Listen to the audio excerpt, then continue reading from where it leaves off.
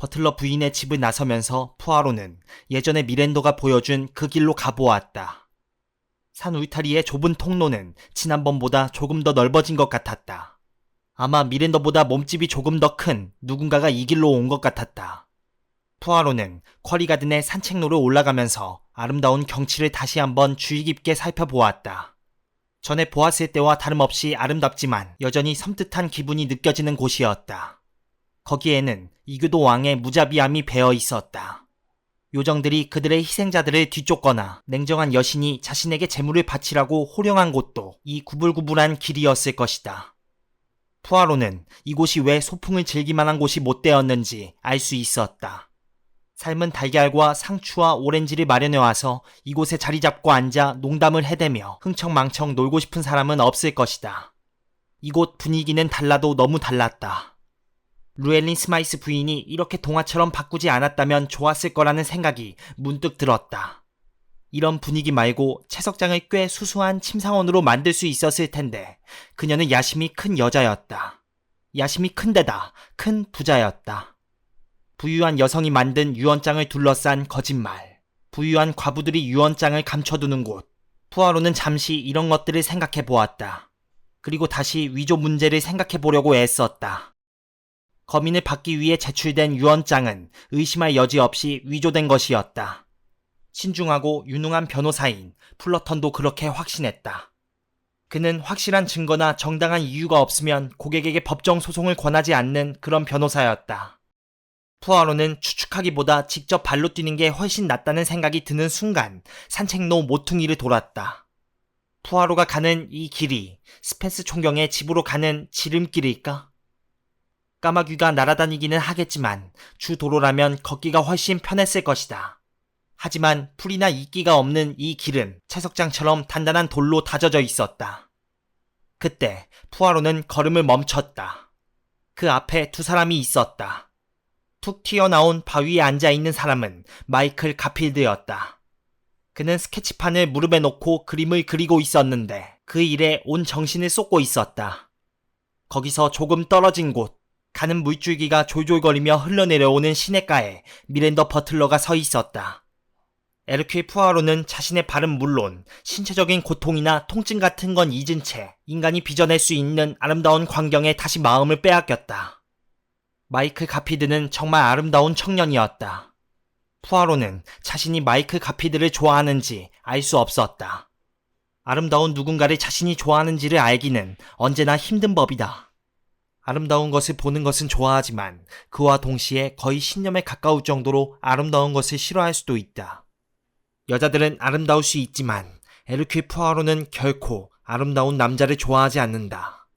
그럴 가능성은 조금도 없지만 푸아로 자신이 아름다운 젊은이가 되고 싶어 하지도 않는다.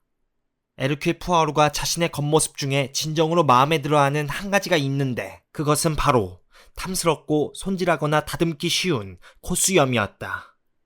정말 멋진 콧수염이었다. 푸아로는 그 반만이라도 따라올 만한 콧수염을 일찍이 보지 못했다. 푸아로는 결코 잘생긴 얼굴이 아니었다. 아름다움과는 확실히 거리가 멀었다. 미랜더는 어떤가? 전에도 생각한 것이지만 미랜더가 그토록 매력적인 것은 바로 진지한 분위기 때문이라는 생각이 다시 한번 스쳤다. 푸아로는 미랜더가 무슨 생각을 하고 있는지 궁금했다. 아무도 알지 못할 그런 생각을 하고 있을 것이다. 미랜더는 자신의 생각을 쉽게 말하지 않을 것이다. 푸아로는 설령 물어본다고 해도 미랜더가 자신의 생각을 말하지 않을 거라고 생각했다. 미랜더는 자신만의 독특한 정신세계를 가졌고 사려 깊은 아이였다. 한편으로는 연약하다는 생각도 들었다. 매우 연약할 것이다. 푸아로는 그녀에 대해 다른 것도 알고 있었다. 아직까지는 그저 생각일 뿐이지만 푸아로는 거의 확신하고 있었다. 마이클 가피드가 고개를 들고 말했다. 콧수염 선생님 아니십니까? 정말 좋은 오후입니다, 푸아로씨. 패가 안 된다면 지금 그리고 있는 그림을 좀 봐도 되겠소? 참견하고 싶지는 않소만. 물론입니다. 저는 괜찮습니다. 마이클 가피드가 상냥하게 덧붙였다. 저는 지금 무척 즐겁답니다. 푸아로는 그의 어깨 뒤로 가서 고개를 끄덕였다. 선이 거의 눈에 띄지 않을 정도로 매우 섬세한 펜화였다. 이 남자는 그림도 그릴 줄 안다고 푸아로는 생각했다. 정원 설계만 할 줄 아는 게 아니었다. 정말 훌륭하군요. 푸아로가 속삭이듯 말했다. 저도 그렇게 생각합니다. 마이클 가피드가 말했다. 푸아로는 마이클이 그림을 두고 하는 말인지 모델을 두고 하는 말인지 궁금했지만 그냥 넘어가기로 했다. 어째서요? 푸아로가 물었다. 왜 이걸 그리고 있느냐고요? 무슨 이유라도 있다고 생각하십니까? 그럴지도 모르죠. 정말 잘 맞히시는군요. 제가 이곳을 떠난다면 한두 가지 기억하고 싶은 게 있습니다. 그중 하나가 바로 미랜더지요. 그녀를 쉽게 잊을 수 없을 것 같소. 정말 쉽지는 않을 것 같습니다.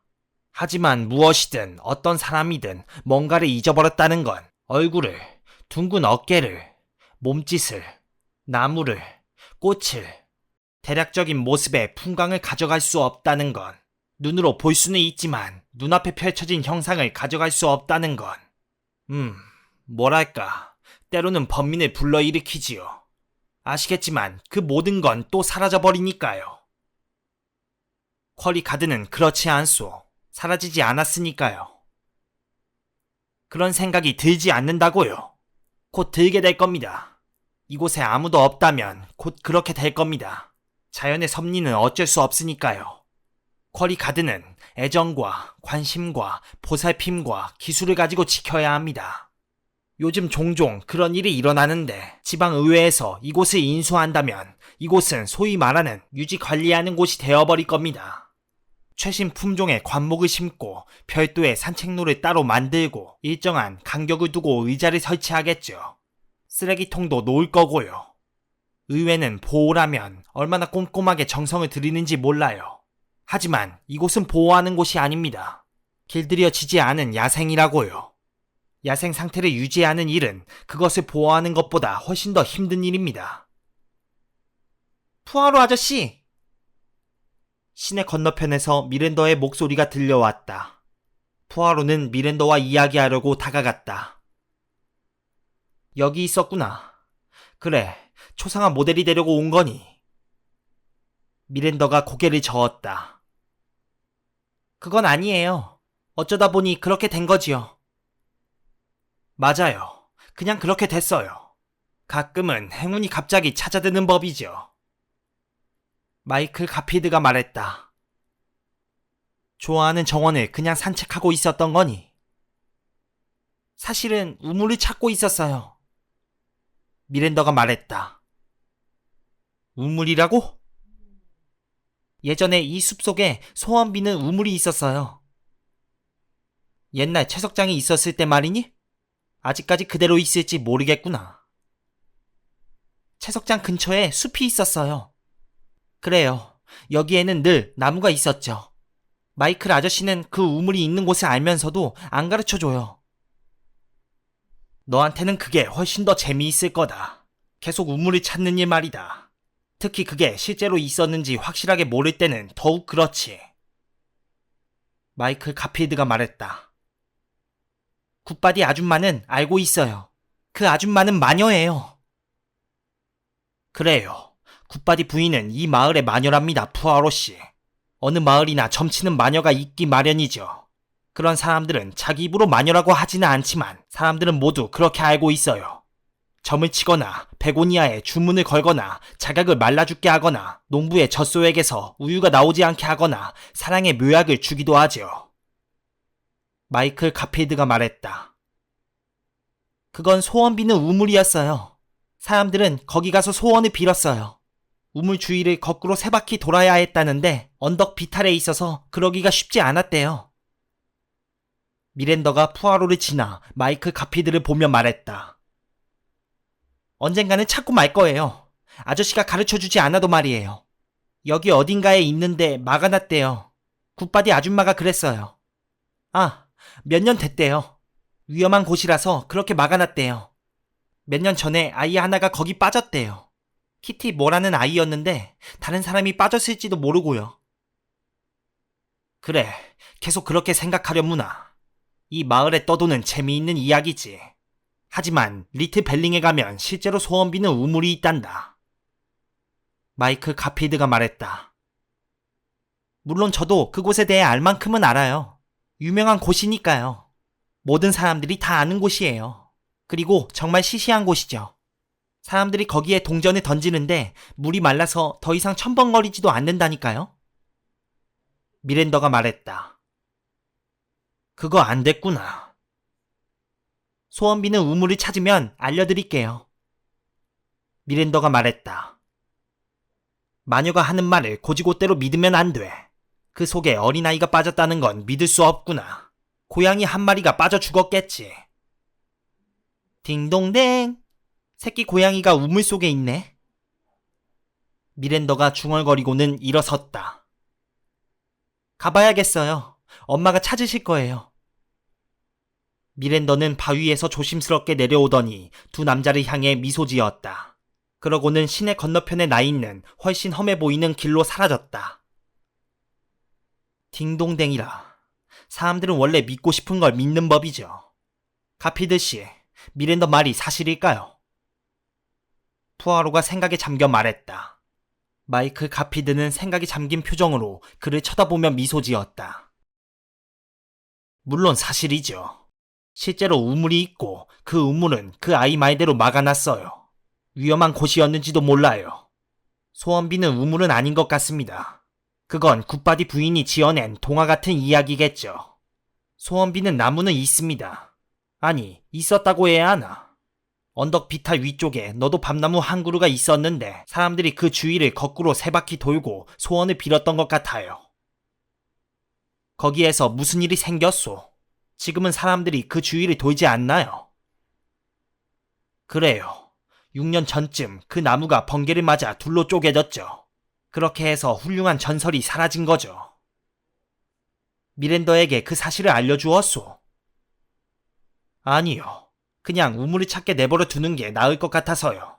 번개 맞아 쪼개진 너도 밤나무는 재미없잖아요. 이제 가봐야겠소.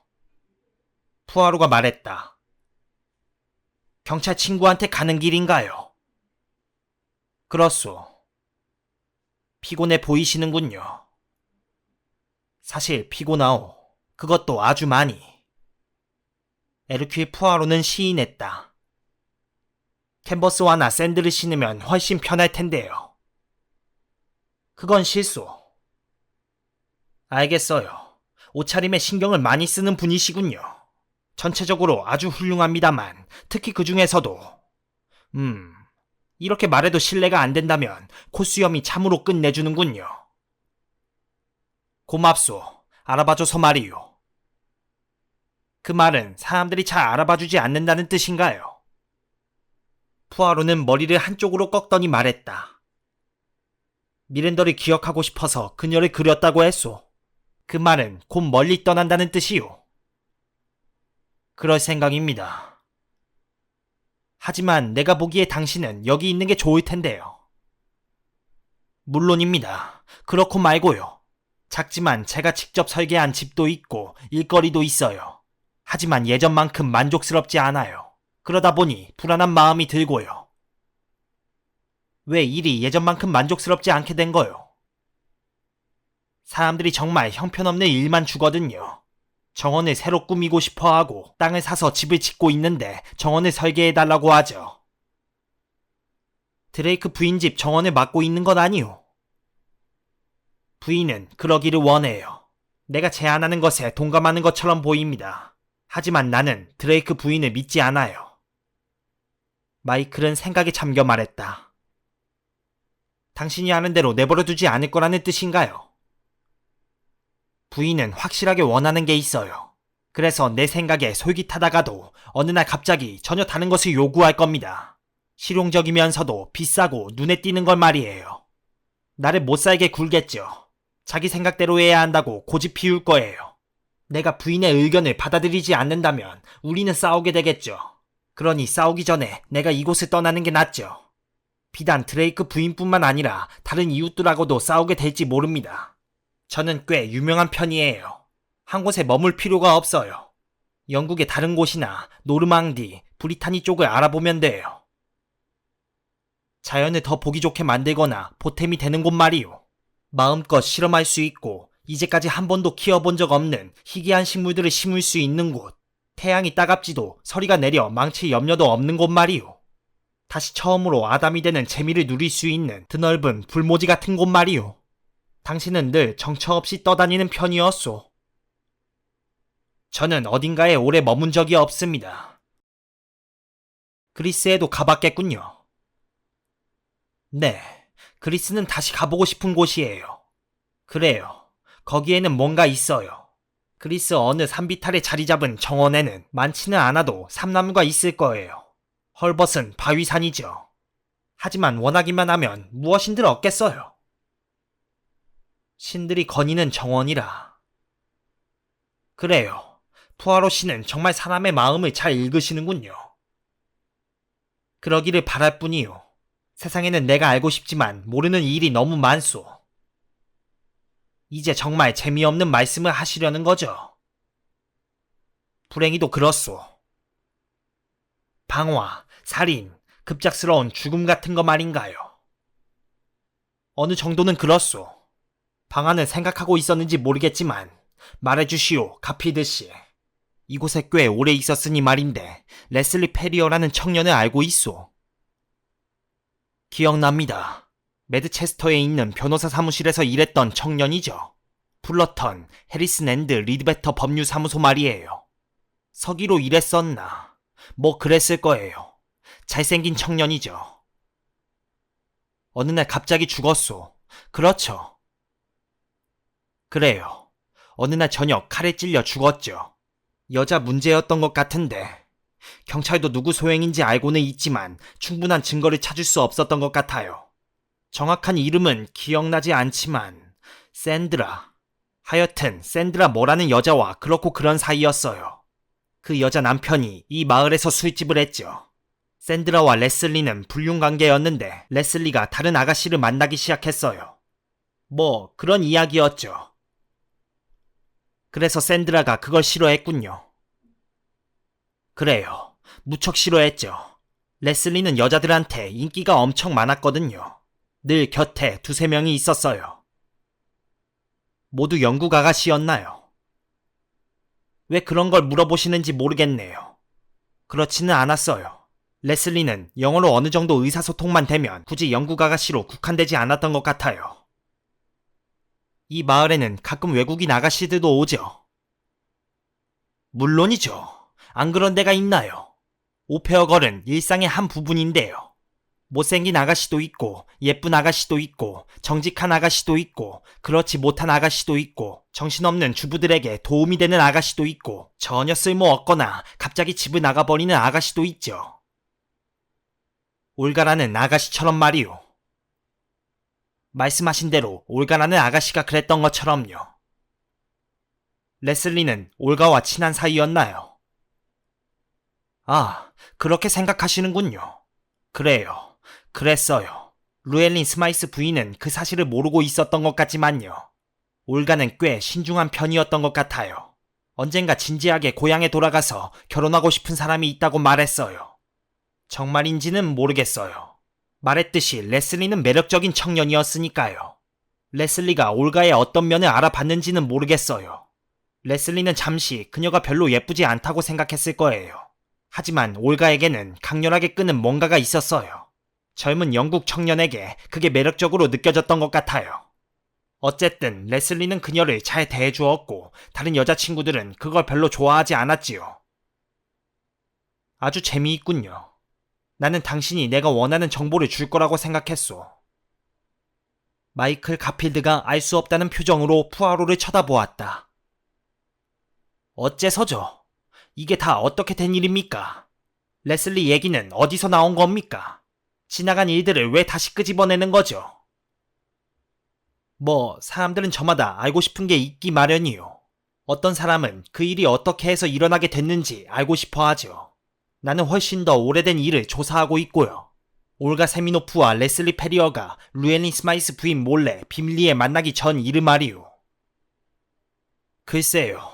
저는 잘 모르겠습니다. 그건 그저 제 생각일 뿐이니까요. 저는 두 사람과 꽤 자주 부딪혔지만 올가는 저를 믿지 않았어요. 레슬리 페리어와는 거의 모르는 사이였고요. 그 뒤에 어떤 일이 숨겨져 있는지 파헤쳐보고 싶소. 내 생각에 그는 치욕스러운 과거를 가지고 있었던 것 같소.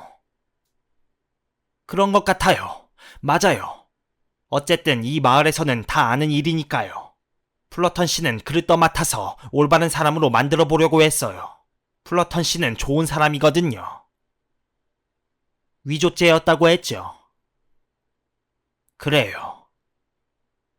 초범인데다 정상 참작이 됐다고 들었소. 병든 어머니와 술주정뱅이 아버지 밑에서 자랐다는 이유로 말이오. 어쨌든 그는 가볍게 풀려났소. 자세한 이야기는 듣지 못했습니다. 처음에는 어찌어찌해서 잘 빠져나갔는데 나중에 회계사들이 와서 밝혀냈다는 것 같았어요. 저는 잘 모릅니다. 그저 떠도는 소문을 들었을 뿐이에요. 그래요. 위조죄라고 했어요. 그 뒤 루엘린 스마이스 부인이 죽고 거민을 받기 위해 그녀의 유언장이 제출되었을 때 그것이 위조된 것임이 드러났고요. 맞습니다. 이제 무슨 생각을 하시는지 알겠어요. 그 두 가지가 관련된 것으로 보고 꿰어 맞추고 계신 거군요. 어느 정도는 위조에 성공한 남자, 유언장이 검인되었다면 엄청난 재산을 물려받았을 아가씨와 그녀의 남자친구. 네, 맞아요. 그런 거죠.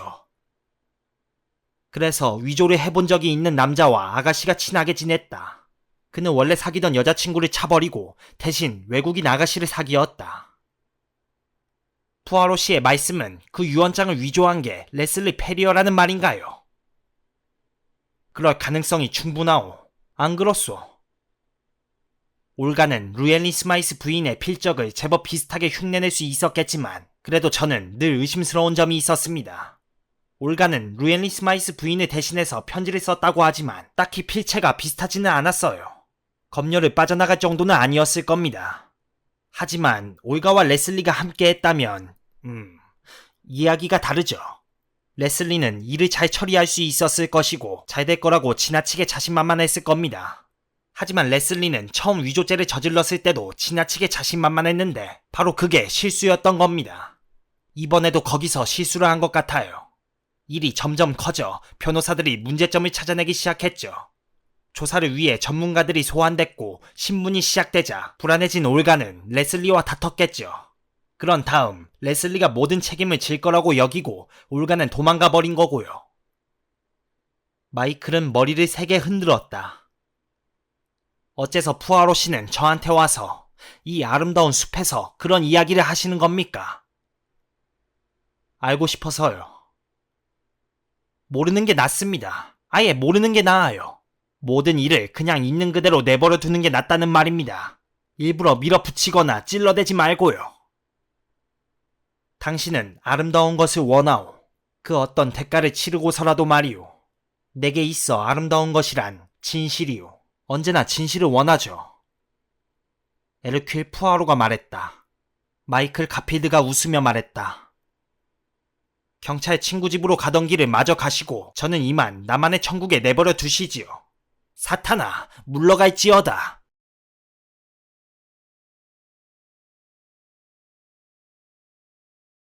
푸아로는 언덕을 올라갔다. 갑자기 더 이상 발이 아프지 않았다. 그의 머릿속에 뭔가가 떠올랐다. 생각하고 느껴온 것들. 서로 연결되어 있다는 것은 알고 있었지만 어떻게 연결되어 있는지 몰랐던 것들이 딱 들어맞는 순간이었다. 그는 이제 어떤 조치를 취하지 않으면 누군가 위험에 빠질지도 모른다는 것을 깨달았다. 엘스페스 맥케이가 푸아로를 맞으러 현관문 밖으로 나왔다. 몹시 지쳐 보이네요. 들어와서 좀 앉으세요. 스펜스 씨 안에 있나요? 아니요. 경찰서에 갔어요. 무슨 일이 일어난 것 같아요. 무슨 일이 일어났다고요? 그렇게 빨리요? 그럴 리가 없는데. 푸아로는 깜짝 놀랐다. 네? 무슨 말씀이세요? 아무것도 아니에요. 아무것도. 그런데 누구한테 무슨 일이 일어났단 말입니까? 누군지는 모르겠어요. 어쨌든 팀 레글런 경위가 전화를 걸어 오빠더러 좀 와달라고 했어요. 차 좀 드릴까요? 정말 고맙지만 괜찮습니다. 집에 가봐야 할 것 같아서요. 푸아로는 쓰디 쓴 홍차를 다시 마실 생각을 하니 견딜 수가 없었다. 그는 좋지 않은 매너를 들키지 않을 적당한 변명거리를 생각해냈다. 내 발은 이 나라 신발이랑 맞지 않는 것 같습니다. 신발을 바꿔야 할 것 같아요. 에스페스 맥케이가 그의 발을 내려다 보았다. 아니에요. 그게 아니라 에남의 가죽 때문에 발이 오그라들어서 그래요. 그나저나 푸아로 씨한테 온 편지가 있어요. 다른 나라 우표가 찍혀 있더군요. 외국에서 온 거예요. 파인 크레스트, 스펜스 총경 정교라고 쓰여 있어요. 갖다 드릴게요. 조금 있다가 돌아온 에스페스가 편지를 푸아로에게 건넸다. 봉투가 필요 없으시면 제 조카한테 줘도 될까요? 우표를 모으는 애가 있어서요. 그러시죠.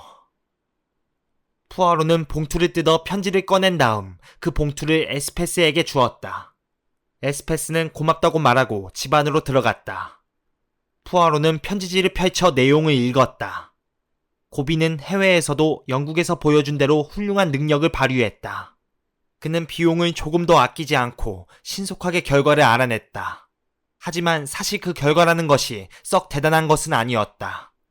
푸아로는 그런 결과를 얻으리라고는 생각지 못했다. 올가 세미노프는 아직 고향에 돌아오지 않았다. 그녀에게 살아있는 일가 부친은 단 한 명도 없었다. 친구라고는 올가가 영국 생활을 전해주며 간간히 연락하던 노부인 뿐이었다. 종종 까다롭게 굴기는 했지만 너그러운 주인과 사이좋게 지낸다고 했다. 가장 최근 편지들은 1년 6개월 전쯤에 쓴 것이었다. 거기에는 어떤 청년에 대해서도 쓰여 있었다. 그들은 결혼까지 생각하고 있지만 올가가 이름을 밝히지 않은 그 젊은이는 나름대로 갈 길이 있으니 아직 결정된 건 아무것도 없다고 했다. 마지막 편지에서 올가는 그들의 장래에 대해 희망적으로 말했다. 더 이상 올가한테서 편지가 오지 않자 그 노부인은 올가가 그 영국 청년과 결혼해 주소가 바뀌어서 그럴 거라고 추측했다. 영국으로 간 아가씨들에게 흔히 있는 일이었다. 결혼 생활이 행복하면 두 번 다시 편지가 오지 않았으므로 노부인은 별달리 걱정하지 않았다. 푸아로는 모든 게 딱 들어맞는다고 생각했다. 레슬리는 결혼 이야기를 꺼낸 적이 있지만 진심은 아니었을 것이다. 루엘린 스마이스 부인은 너그러운 사람으로 묘사되어 있었다. 레슬리는 누군가에게 돈을 받아 늘 돈이 풍족했다는데 아마도 유언장 위조를 부탁하면서 올가가 준 돈이었을 것이다. 에스페스 맥케이는 다시 테라스로 나왔다. 푸아로는 올가와 레슬리가 이를 공모했을지도 모른다는 자신의 추측을 어떻게 생각하는지 물었다. 맥케이는 잠시 생각하더니 신탁과도 같은 말을 내뱉었다. 그랬다면 비밀이 정말 잘 지켜진 거네요. 그 두 사람에 대해서는 어떤 소문도 없었어요. 이런 마을에서 그런 일이 있었다면 소문이 나기 마련인데 말이에요. 그러고도 남았겠죠. 스마이스 부인은 레슬리 페리어가 건달이라는 거 알고 올가에게 그와 친하게 지내지 말라고 경고했을 것이고요. 푸아로가 편지를 접어 호주머니에 넣었다. 차 좀 드시고 가세요. 아닙니다. 집에 가서 신발을 바꿔 신어야겠어요. 스펜스 씨는 언제 돌아올까요? 모르겠어요. 무슨 일인지도 모르고 갔는걸요. 푸아로는 자신이 묵고 있는 게스트하우스로 가는 길을 걸어갔다. 200m에서 300m 정도밖에 되지 않았다. 정문에 도착했을 때 문은 열려 있었고 쾌활한 성격의 30대 여주인이 밖으로 나왔다. 푸아로 씨를 뵈러 온 여자분이 계세요. 기다리신 지 좀 됐어요. 정확하게 언제 돌아오실지 모른다고 했는데도 기다리겠다고 해서요. 드레이크 부인인데 안절부절 못하더군요. 보통 매사에 침착한 분인데 오늘은 단단히 충격을 받은 모양이에요. 지금 응접실에 계세요. 차라도 좀 갖다 드릴까요? 아니, 지금은 마시지 않는 게 좋겠소. 먼저 무슨 사연인지 들어봐야겠어요. 푸아로는 문을 열고 응접실로 들어갔다. 로이나 드레이크는 창문 옆에 서 있었다.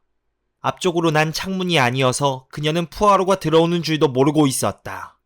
문이 열리는 소리를 듣고 그녀는 몸을 획 돌렸다. 푸아로 씨, 드디어 오셨군요. 굉장히 오래 기다린 것 같아요. 죄송합니다, 부인. 쿼리 우드에 들른 뒤 올리버 부인을 만났답니다. 그리고 아이들을 좀 만나느라고요. 니컬러스와 데스먼드 말입니다. 니컬러스와 데스먼드라고요? 네, 알아요. 이상하네요. 아, 사람은 정말 온갖 생각을 다 하는 것 같군요. 흥분하셨군요. 푸아로가 부드럽게 말했다. 그것은 푸아로가 결코 상상할 수 없는 모습이었다. 초조한 로이나 드레이크. 행사를 주관하거나 모든 것을 책임지고 준비한다거나 자신이 결정한 것을 다른 사람에게 억지로 강요하는 사람이라고는 여겨지지 않는 모습이었다. 들으셨죠? 못 들으셨어요? 아 참, 못 들으셨겠군요. 로이나 드레이크가 물었다. 뭘 말입니까? 끔찍한 일이 일어났어요. 그 애가 죽었어요. 누군가 그 애를 죽였다고요. 누가 죽었다는 말입니까? 정말 못 들으셨군요. 그 애도 어린아이인데 저는 생각하기를 제가 정말 어리석었어요. 푸아로 씨에게 말씀드렸어야 했는데 저에게 물어보셨을 때 말씀드렸어야 했는데 정말 괴로워요. 내가 가장 잘 안다고 생각했던 게 너무너무 후회스러워요. 하지만 저는 정말 그게 최선이라고 생각했어요. 푸아로 씨, 정말 그랬어요. 앉으세요, 부인. 진정하시고 차근차근 말씀해보세요. 아이가 죽었다는 말입니까? 또 다른 아이가요? 그 애 동생이요. 리어포드 말이에요. 리어포드 레이노즈가요? 네, 들판 어느 오솔길에서 시체로 발견됐대요. 학교에서 돌아오던 길에 이 근처 냇가에서 놀려고 길을 벗어난 게 틀림없어요. 누군가 그 아이를 냇물에 빠뜨렸어요. 물속에 머리를 쳐박았다고요. 조이스에게 했던 것과 똑같은 수법이군요. 네, 그래요. 그건 분명 일종의 광기예요. 그리고 누가 그랬는지 아무도 모른다는 게 더 끔찍하죠. 도대체 누군지 알 수 없다는 거 말이에요. 하지만 저는 알 것 같아요. 저는 정말 그래요.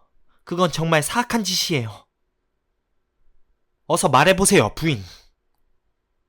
네, 말씀드리고 싶었어요.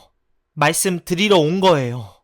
왜냐하면 아시다시피 푸아로 씨는 엘리자베스 휘테커와 이야기를 나누고 나서 저를 찾아오셨잖아요. 제가 뭔가를 보고 놀랐다는 말을 듣고서 말이에요. 저희 집 현관에서 뭔가를 보고 놀란 것 같다고 했죠. 그리고 저는 아무것도 보지 못했고 놀란 적도 없다고 말했죠. 왜냐하면 저는... 드레이크 부인이 말을 멈췄다. 뭔가를 보셨군요. 그때 말씀드렸어야 했어요. 서재문이 열리는 걸 봤어요. 조심스럽게 열리더니 그 애가 나왔어요. 하지만 곧바로 나온 건 아니었어요. 문간에 서 있다가 다시 서재로 들어가 재빨리 문을 당겨 닫았어요. 그게 누구였습니까? 리어폴드요. 그 죽은 아이요. 그리고 저는 생각하기를 그런 끔찍한 실수를 저지르다니. 제가 푸아로 씨에게 말씀드렸더라면 그 내막을 밝힐 수 있었을 텐데. 그렇다면 부인은 리어폴드가 자기 누나를 죽였다고 생각하셨군요. 그런가요? 네, 그렇게 생각했어요. 물론 그때는 조이스가 죽었다는 걸 몰랐기 때문에 그런 생각을 하지 않았죠. 하지만 그의 표정이 좀 이상했어요.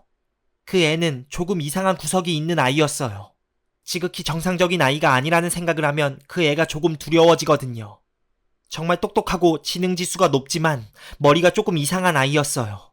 그래서 저는 생각했죠. 어째서 리어폴드가 스냅드래곤을 하지 않고 거기서 나온 걸까? 그리고 또 생각했어요. 뭘 하고 있었던 걸까? 표정이 너무 이상한데?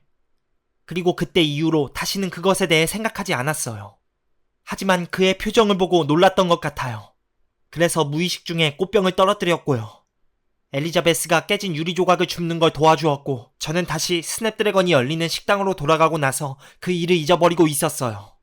조이스를 발견하기 전까지는요. 그리고 제가 그 생각을 하게 된 건 리어폴드 짓이라는 생각 말입니까? 네, 맞아요. 저는 그렇게 생각했어요. 그래서 그의 표정이 그랬던 거라고 생각했죠. 저는 제가 잘 안다고 생각했어요. 저는 평생 뭐든지 잘 알고 제가 옳다고 생각하고 살았어요. 하지만 저도 틀릴 수가 있더군요. 그 애도 살해되었다는 건 제 생각이 완전히 틀렸다는 뜻이니까요.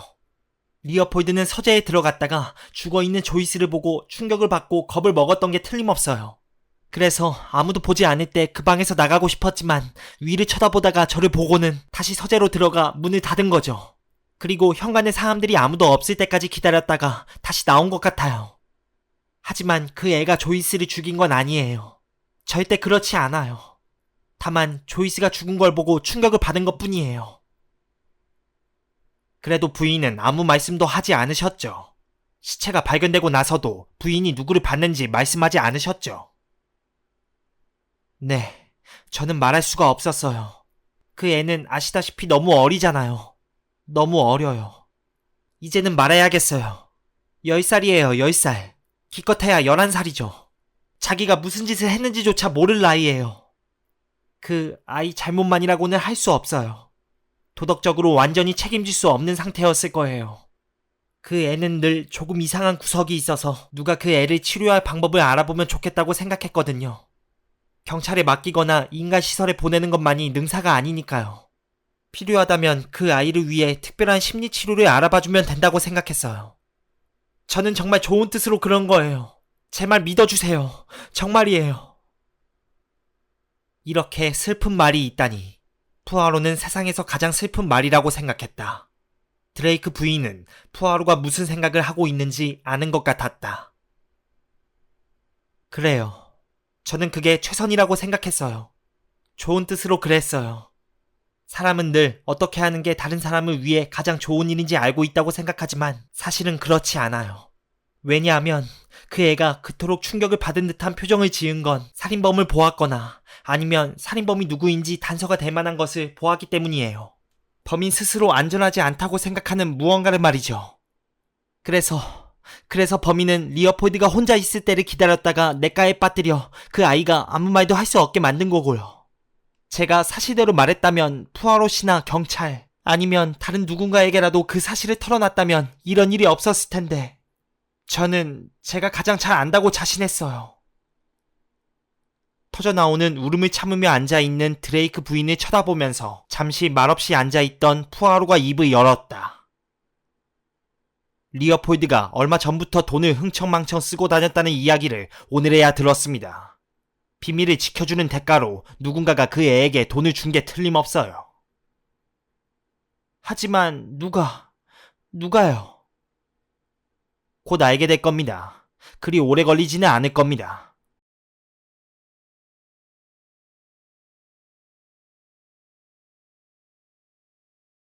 다른 사람의 의견을 물어보는 것은 에르큐 푸아로답지 않은 일이었다. 그는 보통 자기 생각만으로 충분히 만족하는 사람이었다. 하지만 예외도 있었다. 이번 사건이 그랬다. 스펜스와 짧게 대화를 나누고 푸아로는 자동차 임대업체에 연락했다. 그리고 친구와 레글런 경위와 짧은 대화를 나눈 뒤 차를 몰고 떠났다.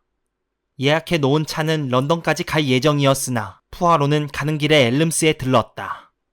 기사에게 곧 돌아오겠다는 말을 남기고 15분 정도 에물린 양에게 면담을 요청했다.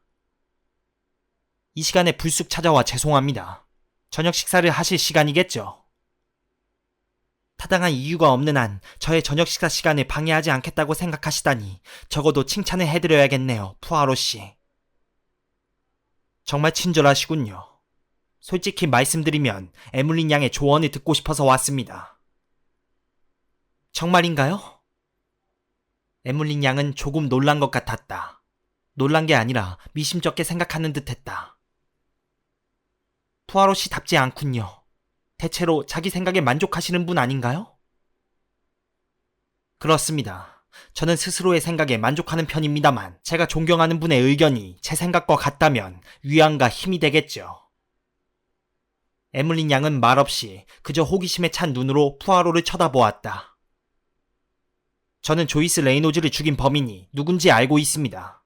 에물린 양 역시 알고 있다고 생각하고요.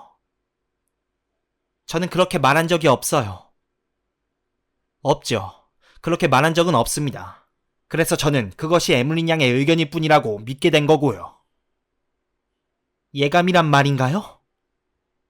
에물린 양의 목소리가 그 어느 때보다 차가웠다. 그 말은 쓰지 않았으면 합니다. 에물린 양의 확실한 의견이라고 말하고 싶습니다.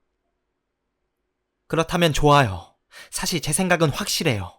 그렇다고 제 생각을 푸아로 씨에게 말씀드리겠다는 건 아니지만요. 저는 종이에 단어 4개를 적을 겁니다.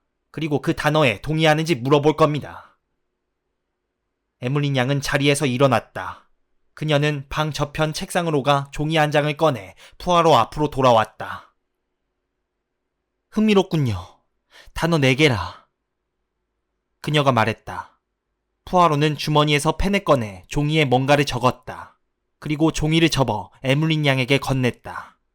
에물린 양은 종이를 받아들고 그것을 펼쳐 적힌 글을 보았다. 어떻습니까? 푸아로가 물었다. 단어 2개는... 그래요. 동의해요. 나머지 2개는 어렵군요. 증거도 없을 뿐 아니라 이런 생각은 해보지도 않았어요. 하지만 처음 단어 2개에 대해서는 확실한 증거를 갖고 계시죠? 그런 것 같아요. 물. 그 단어를 듣자마자 에물린 양을 알아차렸습니다. 저도 그걸 듣자마자 알아차렸고요. 에물린 양도 확신했고 저도 그렇습니다. 이제 산의 아이 하나가 냇물에 빠져 죽었습니다. 알고 계십니까? 푸아로가 생각에 잠겨 말했다. 네, 누가 전화로 알려줬어요. 조이스의 동생이라고. 그 애는 어떻게 하다가 그 일에 연루된 거죠? 돈을 요구했습니다. 그래서 돈을 얻어냈죠. 그러다 적당한 때에 냇가에서 죽임을 당했고요. 푸아로의 목소리는 변함이 없었다. 굳이 변한 게 있다면 어조가 더욱 강경해졌다는 것이었다. 동정심으로 가득 찬 어떤 사람이 제게 말해주었습니다. 정서적으로 불안한 상태였죠. 그러나 저는 그렇게까지 동정심을 느끼지 않습니다. 2번째로 죽은 그 아이는 어리기는 했지만 우연한 사고로 죽은 게 아니었습니다. 삶에서 일어나는 많은 일들이 그렇듯이 그의 행동이 그런 결과를 낳은 것입니다. 그 아이는 돈을 원했고 모험을 감수했습니다. 자신이 모험을 하고 있다는 것을 알 만큼 똑똑하고 영리한 아이였지만 돈을 원했습니다. 그 아이는 10살밖에 안 되었지만 30대나 50대 혹은 90대라고 해도 원인과 결과는 같습니다. 그런 경우 제가 가장 먼저 생각하는 게 뭔지 아십니까? 아마 동정심보다는 정의가 중요하다는 것이겠죠. 에물린 양이 말했다. 제가 볼 때 동정심은 리오폴드에게 아무런 도움이 되지 못합니다. 그 아이는 도와줄 수 있는 한계를 넘어섰습니다. 이 일에 관해서는 에물린 양도 저와 같은 생각인 것 같으니 우리가 정의를 실현한다 해도 그 정의 역시 리오폴드를 구제해주지 못합니다. 그러나 또 다른 리오폴드를 구할 수는 있을 겁니다. 곧바로 정의를 실현한다면 다른 아이들의 목숨을 보전할 수 있겠죠. 살인을 한 번 이상 저지른 범인, 살인이 자신의 안전을 확보하는 하나의 수단이 되어버린 사람은 결코 안전한 사람이 아닙니다. 이제 저는 런던으로 가서 사람들을 만나 어떻게 접근해야 할지 논의해 보려고 합니다. 이번 사건만큼은 그들이 저의 확신을 따라야 하니 말입니다. 힘들 거예요. 아닙니다. 저는 그렇게 생각하지 않습니다. 거기까지 가는 길과 방법을 찾기는 힘들겠지만 저는 그들의 마음을 바꿀 수 있다고 생각합니다. 그들은 범죄자의 심리를 이해할 만한 지성을 지녔으니까요. 한 가지 더 여쭤볼 게 있습니다.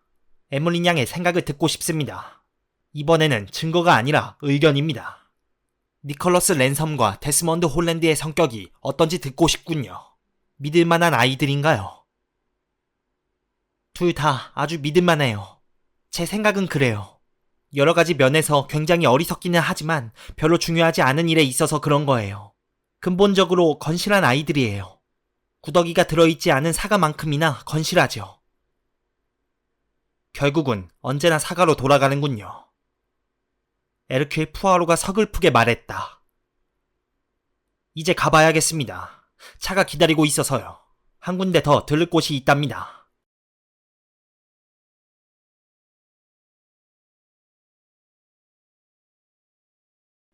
쿼리우드에서 일어난 일에 대해 들었어요? 플러피 플레이 클리치와 원더 화이트 한 봉지를 장바구니에 담으며 카트라이트 부인이 말했다. 쿼리우드요? 아니요. 특별히 들은 건 없는데요. 그녀와 함께 이야기를 나누고 있던 엘스페스 맥케이가 말했다. 엘스페스는 시리얼 한 봉지를 골랐다. 그들은 얼마 전에 문을 연 슈퍼마켓에서 아침장을 보고 있었다.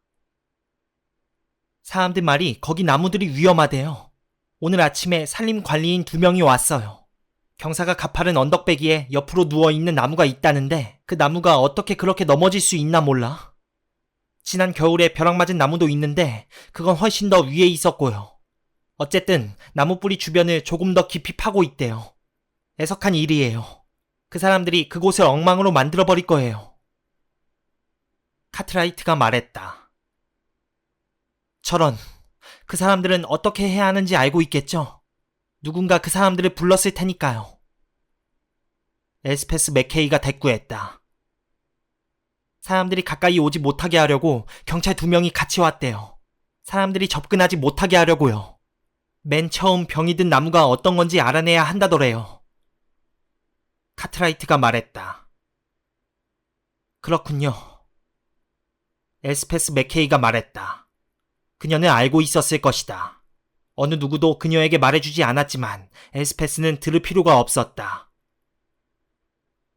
아리아드네 올리버는 방금 문 앞에서 받은 정보를 반반하게 폈다. 내용을 받아 적의 연필을 미친 듯이 찾아다니고 확약 사본을 꼭 보내달라고 억지를 부리면서 전보 내용을 전화로 전해봤는데 너무나 익숙한 그녀는 진짜 전보라고 부르는 것을 받고 매우 놀랐다. 지금 즉시 버틀러 부인과 미랜더를 데리고 부인의 아파트로 가시오. 지체할 시간이 없음. 병원에 가서 수술을 받으시오. 올리버 부인은 주디스 버틀러가 모가 젤리를 만들고 있는 주방으로 갔다. 주디, 간단하게 짐을 꾸려요. 런던으로 돌아갈 건데 당신과 미랜더도 함께 가요. 올리버 부인이 말했다. 아리아드네, 정말 고맙기는 하지만 여기서 할 일이 너무 많아요. 그나저나 그렇게 서둘러 갈 필요는 없잖아요. 아니, 꼭 가야 해요. 부탁을 받았어요. 누가요? 가정부가요? 아니, 다른 사람이에요. 무슨 일이 있어도 말을 들어야 하는 몇 사람 안 되는 사람 중에 하나지요. 어서 서둘러요. 지금 당장은 안 돼요. 그럴 수 없어요. 지금 가야 해요. 차를 준비해놨어요. 대문 앞에 대기해놨다고요. 지금 바로 가면 돼요. 미랜더는 데려가고 싶지 않아요. 그 애는 레이노즈 네나 로이나 드레이크에게 맡기면 돼요. 미랜더도 가야 해요. 일을 어렵게 만들지 말아요, 주디. 이건 심각한 일이에요. 어떻게 그 애를 레이노즈 네에 맡길 생각을 하는지 모르겠군요. 아이가 둘이나 살해된 집에. 올리버 부인이 단호하게 말을 잘랐다. 그래요. 맞아요. 정말 그렇군요. 그 집에 뭔가 문제가 있다고 생각하는 거죠? 거기에 누군가가... 내가 무슨 말을 하는 거지? 우린 말이 너무 많아요. 어쨌든 누군가 죽임을 당한다면 가능성이 가장 큰 사람이 바로 앤 레이노즈일 거예요. 도대체 그 가족한테 무슨 일이 생긴 거죠? 그 사람들이 왜 하나씩 차례로 살해되는 거죠? 아리아드네. 너무 무서워요. 그래요. 하지만 무서워하는 게 당연할 때가 있답니다. 나는 금방 정보를 받았고 거기 적힌 대로 하고 있어요.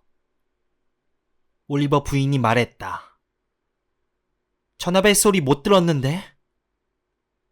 전화로 온 게 아니라 문으로 왔어요. 올리버 부인은 잠시 망설이더니 친구에게 정보를 건네주었다. 이게 무슨 말이죠? 수술이라니. 편도선 수술이겠죠. 미랜더가 지난주에 목이 아파 고생했잖아요. 그보다 더 중요한 건 미랜더를 런던에 이비인후과 전문의에게 데려가야 한다는 거 아니겠어요?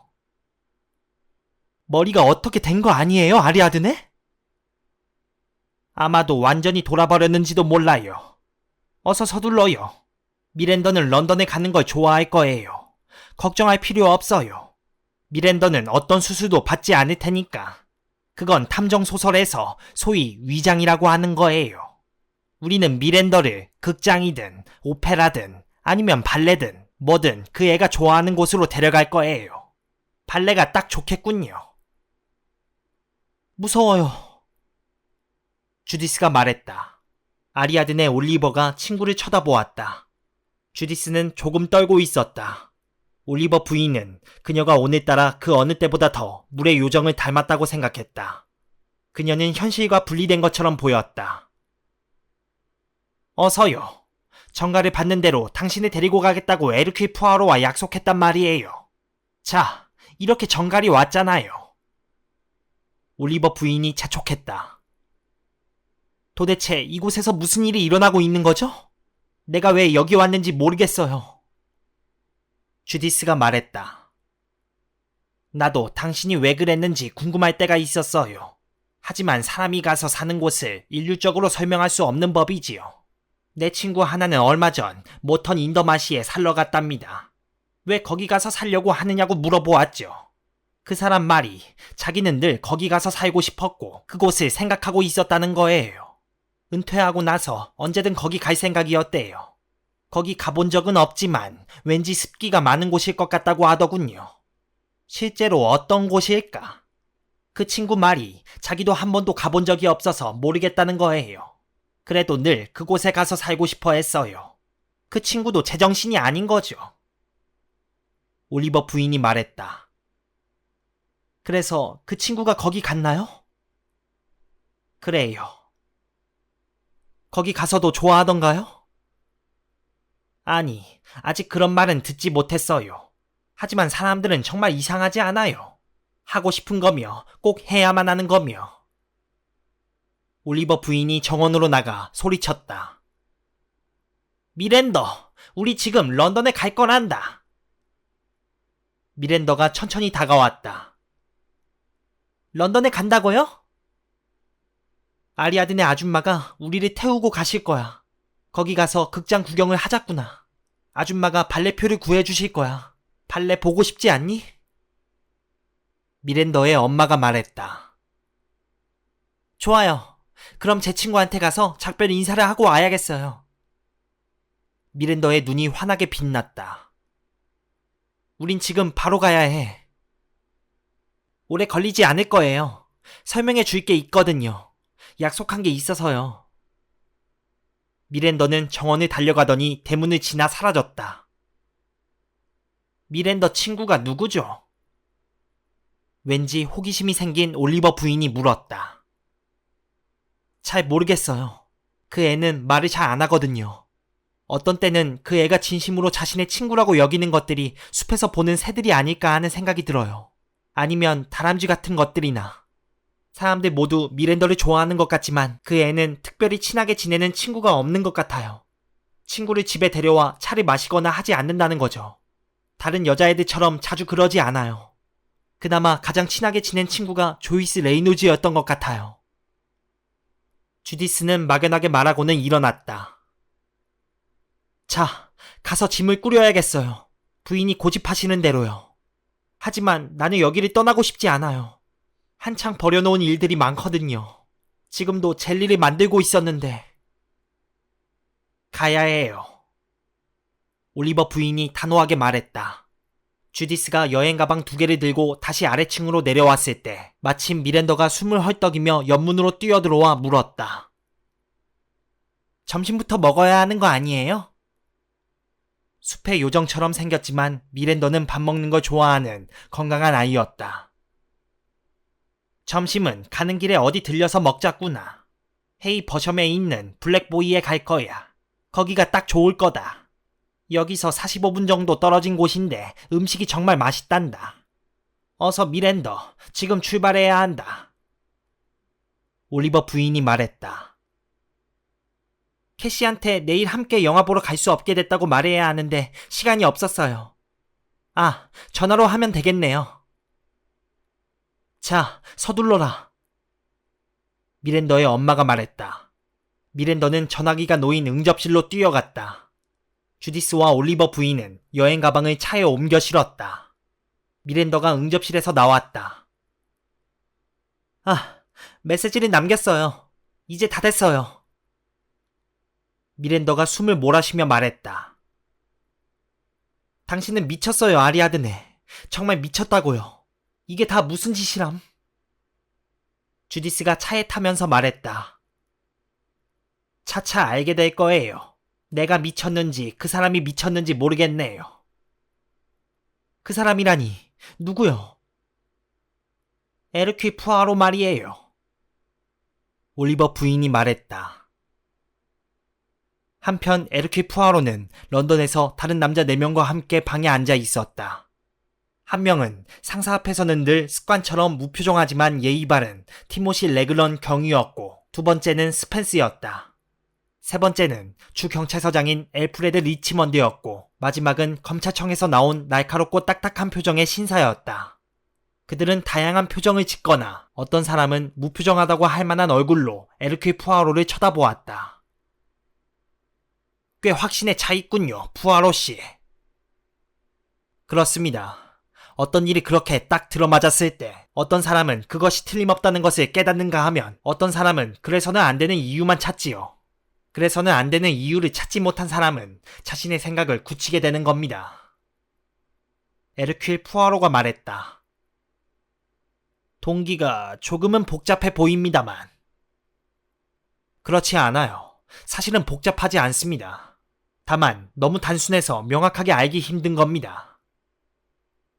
딱딱한 표정의 신사는 회의적인 듯 보였다. 이제 곧 명확한 증거를 찾아낼 겁니다. 물론 그러한 주장에 뭔가 틀린 점이 있다면. 레글런 경위가 말했다. 딩동댕. 우물 속에 새끼 고양이가 없다. 그 말이요. 에르퀴 푸아로가 말했다. 그건 푸아로 씨가 추측한 것일 뿐이라는 점을 인정하셔야 합니다. 증거가 모든 것을 말해주고 있습니다. 아가씨가 사라졌을 때 그럴듯한 이유가 그리 많지 않았어요. 첫 번째 추측은 그 아가씨가 남자와 함께 사라졌다는 겁니다. 두 번째 추측은 그녀가 죽었다는 것이고, 나머지는 너무 억지스럽고 있을 법하지 않은 것들입니다. 우리가 주의를 기울일 만한 특별한 점은 없는 거네요, 푸아로 씨. 그런 게 있습니다. 유명한 부동산 중개소에 연락해봤어요. 서인도제도, 에게해, 아드리아해, 지중해 등 여러 지역 부동산의 훤한 친구들입니다. 햇빛 좋은 곳을 전문적으로 다루는 친구들인데 고객이 대부분 부자들이죠. 여기 최근 주택을 구입한 내역 중에 흥미로운 게 있습니다. 푸아로가 접힌 종이 한 장을 건넸다. 이게 이번 사건과 관련이 있다고 생각하십니까? 확신합니다. 특정한 정부기관이 섬을 구입하는 것은 금지된 일 아닌가요? 돈만 있으면 뭐든 못하겠습니까? 유의할 만한 다른 점은 없습니까? 24시간 이내에 결정적인 무언가를 당신들 앞에 갖다 놓겠습니다. 그게 뭡니까? 목격자요. 그 말은 현장을 목격한 증인 말입니다. 딱딱한 표정의 신사는 점점 더 믿을 수 없다는 듯 푸아로를 바라보았다. 그 증인이 지금 어디 있습니까? 런던으로 오고 있는 중이라고 믿고 싶군요. 불안해하시는 것 같은데요. 그렇습니다. 내가 할 수 있는 건 다 했지만 두려운 게 사실이에요. 그래요. 모든 법적 조치를 마련해 놓았는데도 두려워요. 왜냐하면 우리는 어떻게 말해야 할까?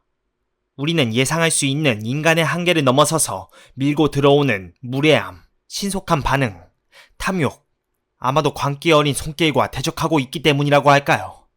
확실하지는 않지만 있을 수 있는 일입니다. 원래부터 그랬던 건 아니에요. 그렇게 길러졌을 뿐이지. 급속하게 뿌리를 내리고 자라는 씨앗처럼 말이에요. 그리고 이제는 감당하지 못할 만큼 커져서 인간적인 마음으로 생명을 대하기보다는 비인간적인 감정이 더 커지고 있습니다. 우리는 그 점에 대해 몇 가지 의견을 따로 정리해야 합니다. 무작정 뛰어들 수 없습니다. 물론 살림 작업에 따라 변수가 많기는 합니다. 그게 확실하다면 우리도 다시 생각해봐야 할 겁니다.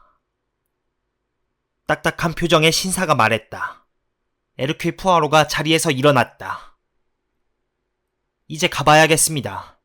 내가 아는 것과 내가 두려워하고 상상할 수 있는 모든 것을 당신들에게 말했습니다. 계속 연락합시다. 푸아로는 4명과 일일이 악수를 나누고 밖으로 나갔다. 약간 사기꾼 같은데요. 살짝 돈 것 같지 않습니까? 머리가 이상한 게 아닐까요? 어쨌든 나이가 꽤 지긋한 건 사실이지 않습니까? 저런 노인네의 능력을 믿을 수 있을지 모르겠습니다. 믿어도 되네. 어쨌든 내가 느끼기에는 그래. 스펜스, 난 자네를 꽤 오랫동안 알고 지냈네. 자네는 저 사람의 친구이기도 하지. 그가 노망이 들었다고 생각하나? 경찰서장이 말했다. 아닐세. 자네 생각은 어떤가, 레글런? 스펜스가 말했다. 저는 얼마 전에 그분을 처음 만났습니다. 처음에는 그분이 말하는 방식이나 생각하는 것들이 모두 터무니없다고 생각했지요. 하지만 지금은 대체로 마음이 바뀌었습니다. 그분은 곧 자신의 생각이 옳다는 걸 입증할 것 같습니다.